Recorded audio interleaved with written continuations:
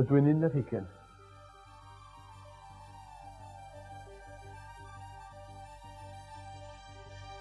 Rydw i'n hedfan awyrennau.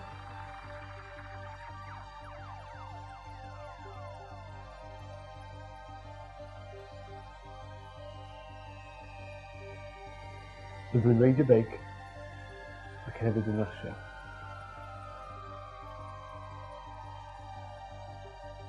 Ond rydw i hefyd yn canu Delyn.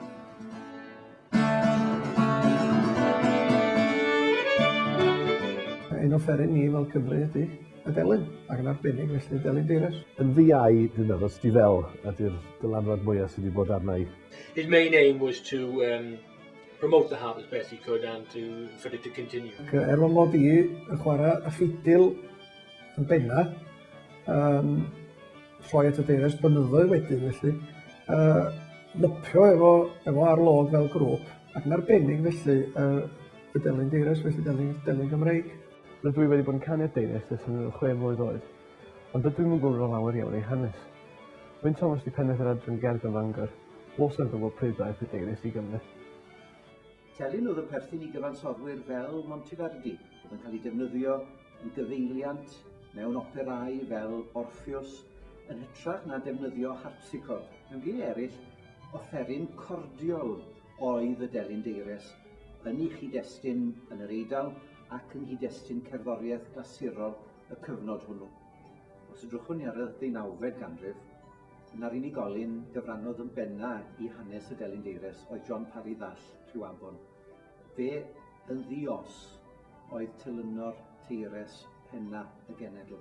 Cyna os camwn ni i ddiwedd y 14eg ganrif ar 15 ac i hanes y Sipsiwn yng Nghymru, yna i ni'n gweld dyma i chi bobl ar lawr gwlad oedd yn cynnal y traddodiad yma ym mhob cwr o Gymru, ac oni bai amdani nhw, fydde'r Delyn Deires fel y cyfryw ddim wedi goroesi i'r 20fed ganrif ac i'n cyfnod ni, ac i ddwylo unigolion fel Nancy Richards, telynores Maldwyn.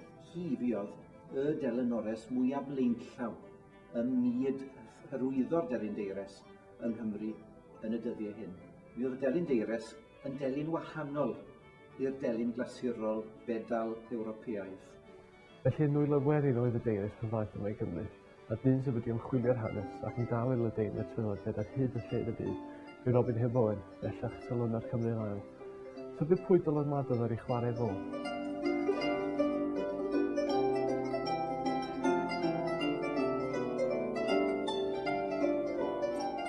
Yn ddiau, dwi'n meddwl, sti fel ydy'r dylanwad mwyaf sydd wedi bod arna i o ran y Delyn. Yn sicr yn y dyddiau cynnar, achos fo nath i ni eisiau chwarae telyn yn y lle cyntaf. Unrhyw fath o delyn oedd, ddim telyn Deires o reidrwydd, ond just telyn. Nes i glywed o'n chwarae'n fyw yn yr Empire yn Lerpwl, a meddwl, waw, dwi eisiau gwneud hwnna. A ges i wersi gan delynores yn Lerpwl a prynu telyn fach Geltaidd. A wedyn mynd i'r coleg yn Aberystwyth, a meddwl, o, mae'n greit, chwarae telyn Geltaidd. A wedyn clywed, wrth gwrs, arlog. A sylweddoli, wel, diwcs, telyn Deires. Oedd y bobl wedi deud wrthi bod y Delyn Deires wedi marw, a dim ond Nancy Richards oedd yn medru chwarae hi yn y lle cyntaf. A ddydys i wrth y mam, dwi eisiau telyn Deires fan, achos telyn Deires ydy delyn Gymreig. Ddim jyst Celtaidd, ond telyn Gymreig. A mae yna fiwsig Gymreig i fynd hefo delyn Gymreig. Dyna dwi eisiau gwneud. Mae yna draddodiad chwarae telyn didor yng Nghymru, wrth gwrs. Mae pobl wedi bod yn chwarae rhyw fath o offeryn, ffram hefo tana, sef telyn felly, yn gynnar iawn. Yn amlwg oedd y beirdd yn chwarae telynna yn y canol oesoedd. Ond cynnyrch cyfnod y dadeni ydy'r Delyn Deires. Y syniad yma bod yna fwy nag un res o danau, fe gafodd ei difeisio gan yr Eidalwyr. Yna ddyn arbennig o'r enw Ustaccio. Oedd wedi difeisio'r system o'r tair res i roi 2 res fel noddau gwyn y piano a'r noddau duon y noddau chromatic tu fewn.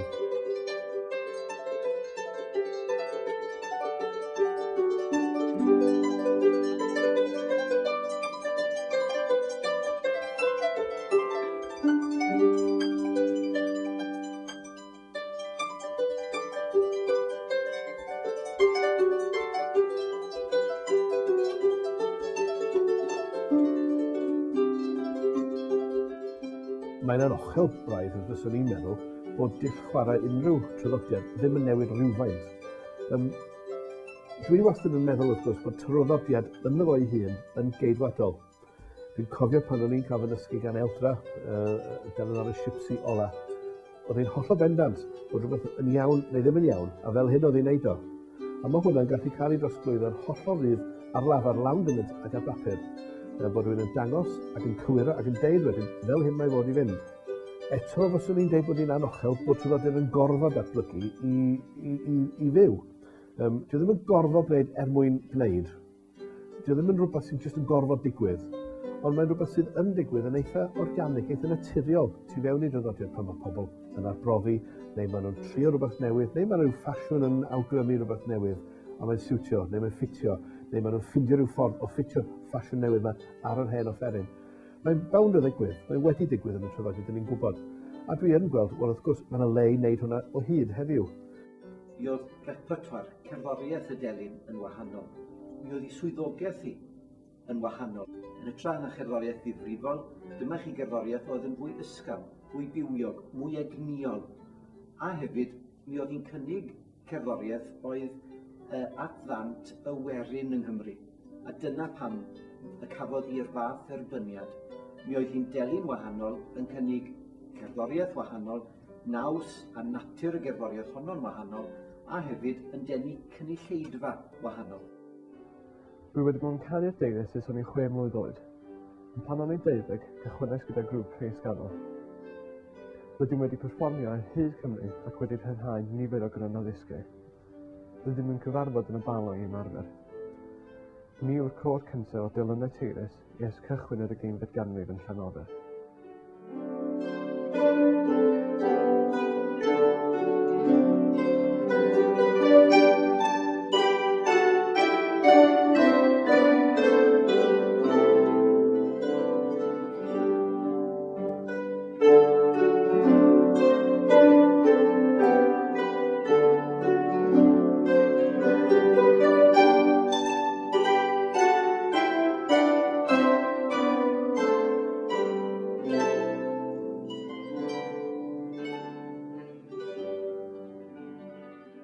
Mae defnydd y deunes wedi cynyddu eto erbyn heddiw yma yng Nghymru, a dyn sy'n brysur ymhlith yr adfeiliad yw Huw Roberts.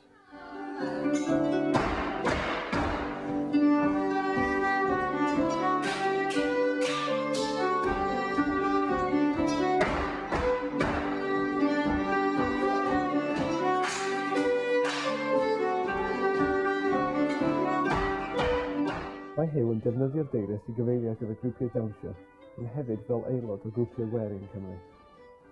Mae'r deires wrth gwrs yn symbol cenedlaethol ac wedi bod ers tro byd felly. Ac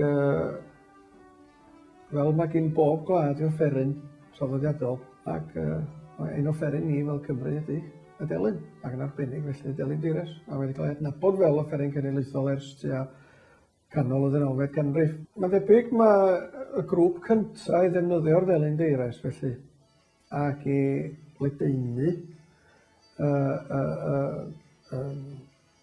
sain ac ymwybyddiaeth felly. Y Delyn arbennig yma oedd grŵp arlog wrth gwrs.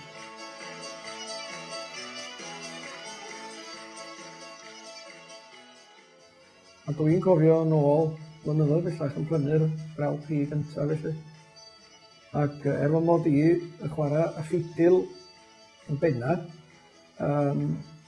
troi at y deires blynyddoedd wedyn felly, lopio efo arlog fel grŵp, ac yn arbennig felly y Delyn Deires, felly Delyn Gymreig, ac yn ysu am rhyw ddydd cael chwarae'r offeryn yma felly. Ac mi oedd arlog yn arloeswyr felly, ac yn pwysig, maen nhw wedi bod yn bwysig iawn. Ac blynyddoedd wedyn wrth gwrs, mae gen i grwpio fel Crastant yn does, sydd yn, bod arlog yn dal i fynd wrth gwrs, achlysurol. A Crastant wrth gwrs yn gwneud yr un gwaith cenhadu felly, nid unig yma yng Nghymru, ond dros y byd ydy gwir felly de.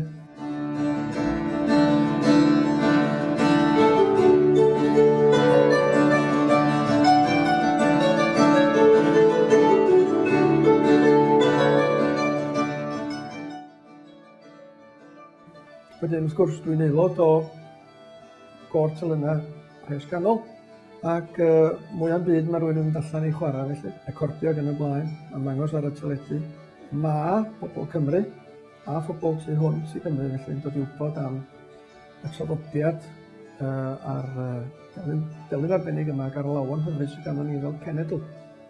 Tydi traddodiad gwerin neu cerddoriaeth draddodiadol, dawns draddodiadol, canu gwerin ac yn y blaen ddim wedi cael yr un parch, yr un sylw ar hyn sydd yn digwydd mewn blynydd eraill. Os yw'n ond eisiau ni sbio rhyw 60 milltir o fyma, 70 milltir o fyma, yn Iwerddon wrth gwrs, dros y môr, bod pa mor wahanol di fanno. Mae'r Alban yn fath. Da ni ar ei hôl ei, ond fel dwi wedi dweud, mae pethau newid. Mae pethau yn sicr yn newid. Ddim i cynnu, ond pe maen nhw yn cael rhaglenni am gen gwlad, felly. So am y crofters o felly yn yr ynysoedd. Be sydd ganddyn nhw fel cerddoriaeth yn gefndir, neu i agor a chau rhaglen, ydy cerddoriaeth draddodiadol Albanaidd. Ond da ni yn swil iawn yn fanna o ddefnyddio cerddoriaeth draddodiadol ac yna i stwff yn hynna. Dwi'n siŵr, mae rhywun siŵr o gymryd sylw ar ôl ar hyn bydd gobeithio. Ac bydda ni'n hefyd yn gallu rhaid yr hyder yma dydd i gwir, a'r stamp arbennig yma sydd ganddo ni fel cenedl yn maes cerddoriaeth draddodiadol. Os yw'n eisiau mynd o'n byd arall, mae ganddo ni stwff i gyd yn hynna. Ond mae hwnnw i ni yn rhan o Gymreictod fel mae'r iaith. Mae'n hanfodol, mae'n hollol hanfodol. Ac mae'r offeryn yma yn ganolig i'r holl beth.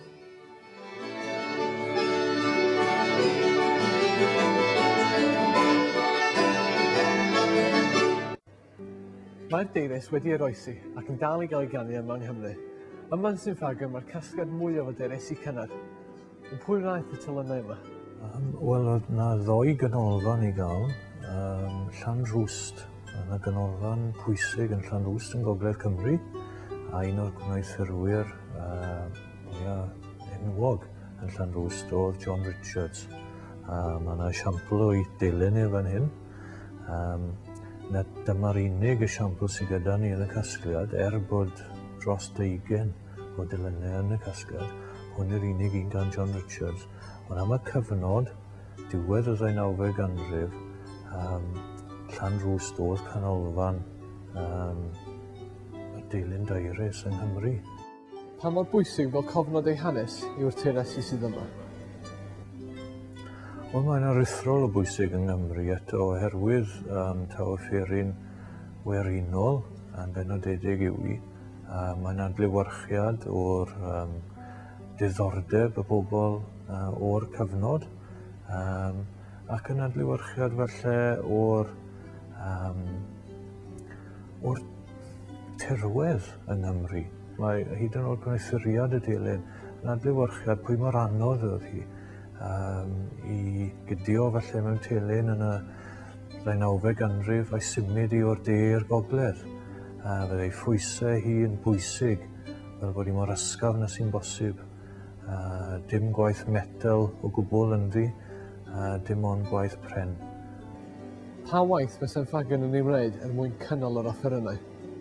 Wel, mae i ni sefyll heddi mewn stordi newydd sydd wedi cael ei dylunio mwyn cadw'r offerynnau yma mewn cartre a fydd yn ei cynnal nhw falle am y canrif nesaf.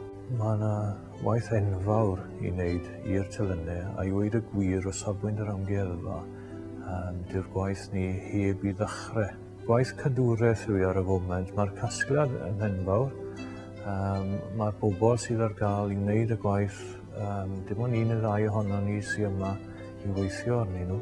Felly mae rhaid i ni ddechrau o'r safbwynt o cadw'r telynau fel casgliad gyda'i gilydd yn saff. Yn y dyfodol, yn gobeithio, allwn ni edrych yn unigol ar y telynau a gwneud falle tymed bach o waith fel bod eisiau mwyn i cynnal y defnydd y telyn. Hynny yw, os oes hollt yn y pren, felly allwn ni gwneud rhywbeth i cryfhau y pren. Os mae'r tanen eisiau rhoi'r tanen nôl, ac ati.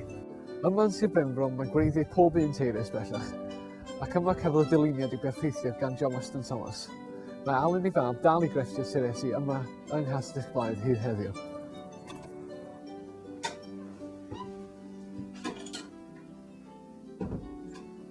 Well, he altered it from what it was, 3 rows on the one side of the neck, to 1 row either side and a brass channel down the centre underneath, which supports the middle row of strings, therefore giving it more of an equal strain on everything, because there's such a pressure on the board and everything with the amount of strings that's on it.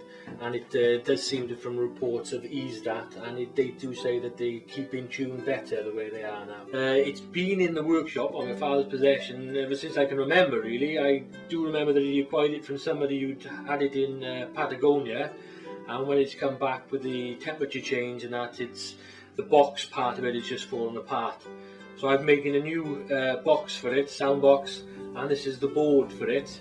The rest of it will be just cleaned up and restored as it is. The design virtually is more or less the same, but the woods and the glues that are used are better, obviously standard in quality. They've been the problem with the old one. It's got damp over the years in poor conditions, and all of what they use sort of Scotch glue then has come apart with the time and age and everything of it. But this is the old box that I was saying. You can see it's just been tied together with a bit of nylon string at the moment, but all that's missing and all the joints have come away and everything. And the other side is obviously covered in woodwork. So I've replaced that by building a new sound box, still trying to keep as much of the traditional way as I could, and keep it as many of the older parts, the original parts on it. The base is the original, the oak bar that I'm still using again, and the top piece here, which is fitted onto the new sound box. And this is the original neck, so that goes over and goes on as it was, and with the new board on it. I won't say it's good as new, but it'll be playable again, and hopefully, like I was saying before, somebody will make some nice music with it. Mae hanes y deyrys wedi bod yn datblygu ar hyd y canrifoedd, yn tyfu beth sydd ar y gorwel i'r deyrys yn yr 11 ganrif ar 20. Wedi cyrraedd hanner cant erbyn hyn, ac oedd digwydd bod oedd y penblwydd hanner cant yn cyd-fynd yn union hefo bod 20 mlynedd ar y ffordd yn teithio. Dwi'n gweld fy hun yn arafu. Dwi'n mynd yn hyn, mae'r teithiau yn mynd yn fwy blinedig yn te. Dwi ddim cweit mor energetic ag o'n i pan o'n i'n ifanc. Wedi deud hynny, dwi yn dal i licio teithio, dwi'n licio mynd tramor hefo'r Delyn, dwi'n licio perfformio i gynulleidfaoedd gwahanol.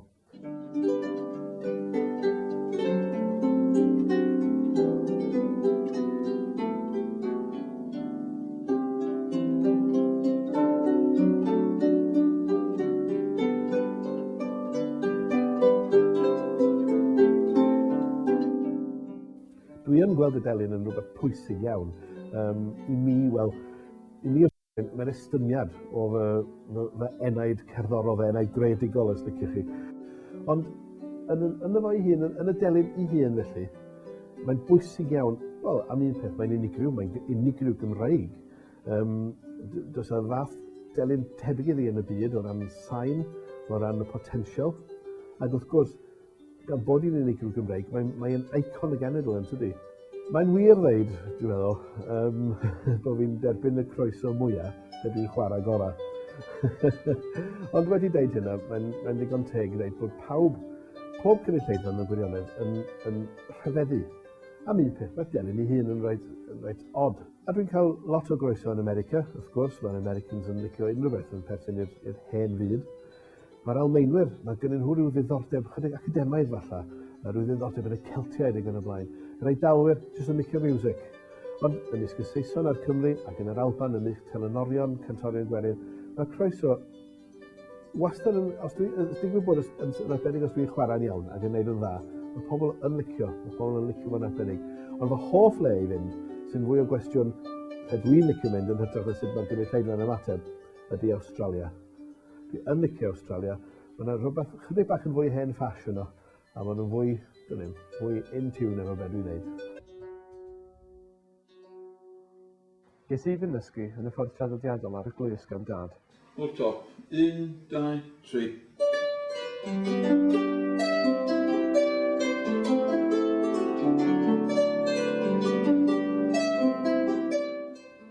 Rydym am greu cofnod o'n hanes ni trwy recordio crynodysg ein hunain fel rhan o lwybr parhaol yr hanes.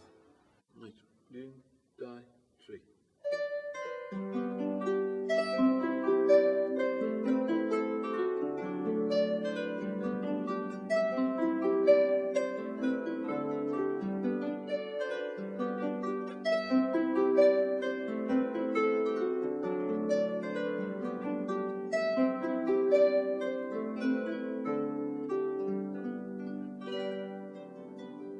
Mae yna addewiad o fewn i fyd cerddoriaeth offerynol draddodiadol wedi cymryd lle yma yng Nghymru.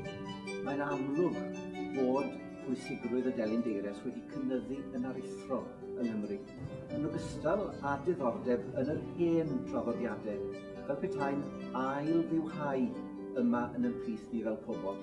Mae'r ffactorau yma i gyd wedi cyfrannu at y diddordeb cynyddol sydd o fewn i draddodiadau gwerin Cymru, ond yn enwedig o fewn i hanes y Delyn Deires yng Nghymru.